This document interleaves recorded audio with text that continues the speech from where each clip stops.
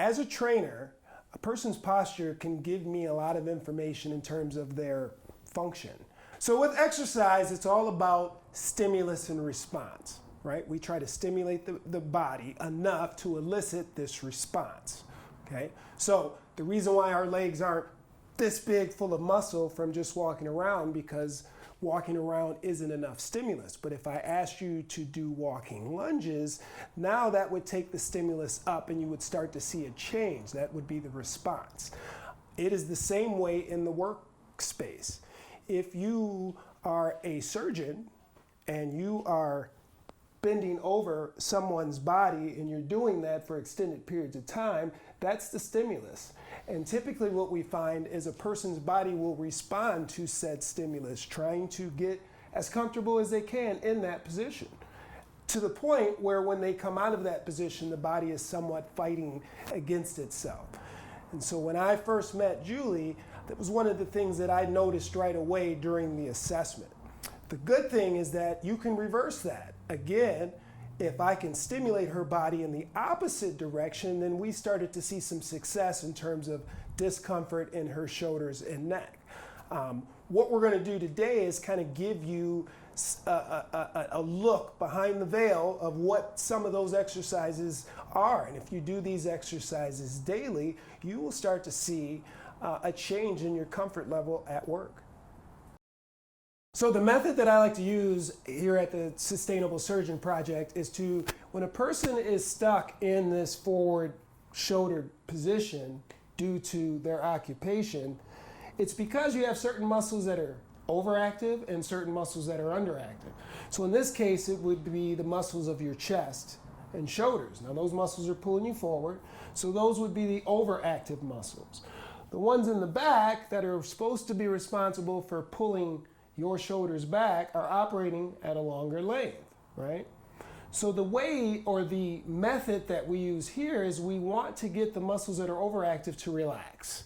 So the pass-throughs, as I will show you shortly, will help get these muscles to sort of relax. Now, if all we do is relax those muscles, the body will return to where it started. So the next step would be to take these muscles back here that are holding on for dear life and actually get them to activate. So once we relax your chest muscles, then we want to do some movements to get those posterior muscles of the back, upper back, to work.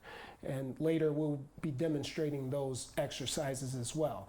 Now once we get the agonist to relax and the antagonist to strengthen, then we will do a couple of movements to integrate the movement so that it sticks. The pass-through. You just need a PVC pipe. You're going to grab that PVC pipe.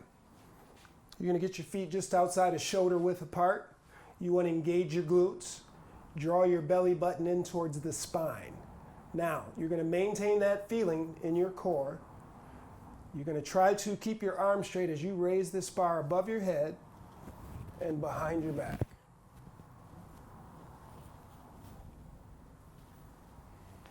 Squeezing your glutes, maintaining a tight core.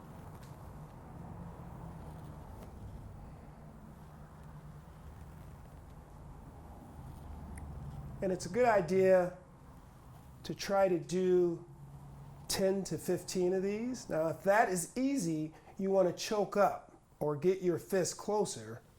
Keep the arms straight. Come back. You're trying to get all of the mobility from your shoulders and not your core, right? We're trying to just move the shoulders.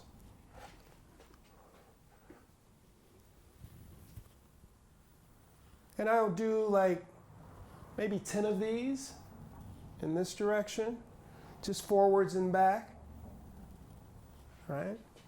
And then I would just go do 3 to each side. So I'd go above the head, still maintaining arms straight at the elbows, all the way down in the back, and you come all the way around. That would be 1. That would be 2. And 3, and then we would just reverse it.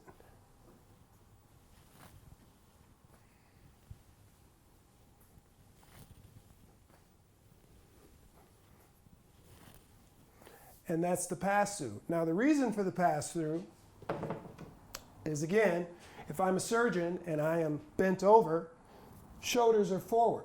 My body, when I stand up, I'm done doing surgery, shoulders are still forward. What the pass-through helps you do is it helps you take those shoulders and open them up. It's the opposite. Now, if you've been performing surgery for an extended number of years like Dr. Chavez had been doing, then when you first start, you're probably going to have your arms way out here, and it's going to be very difficult for you because your body has already started to form into that shoulder forward, elbow up position. So this is going to be difficult, but it will improve. The pass-through. So the first thing we're going to do is going to grab a set of 3-pound weights, right? You don't want to go too heavy with this because typically we're stronger in the front of our body than we are in our upper back. And we want to make sure that we get the mechanics of the movement. The mechanics of the movement is going to be the priority. So let's just use a lighter weight. So Julie's got 2 3-pound weights here, and we're going to start with the Ys, right? And the reason why we call this exercise a Y is because you actually make a Y with your body, right? Except you're going to do that Y while you're folded in half. So what I'm going to have Julie do is get her feet about, let's go maybe 2 inches apart. So go ahead and move them in closer together. Right? She's going to stand up nice and tall. She's going to draw her belly button into her spine, and then she's going to squeeze her glutes. Now, Julie's going to go ahead and fold herself in half at the hips, and the way she's going to do that is she's going to pull her hips back. Right? There's going to be a slight bend in her knees. She's going to make a V with the weights down here. Now, with keeping her spine in line and the weight on the heels, she's just going to raise those weights up and make her V. Nice, and then back down, right?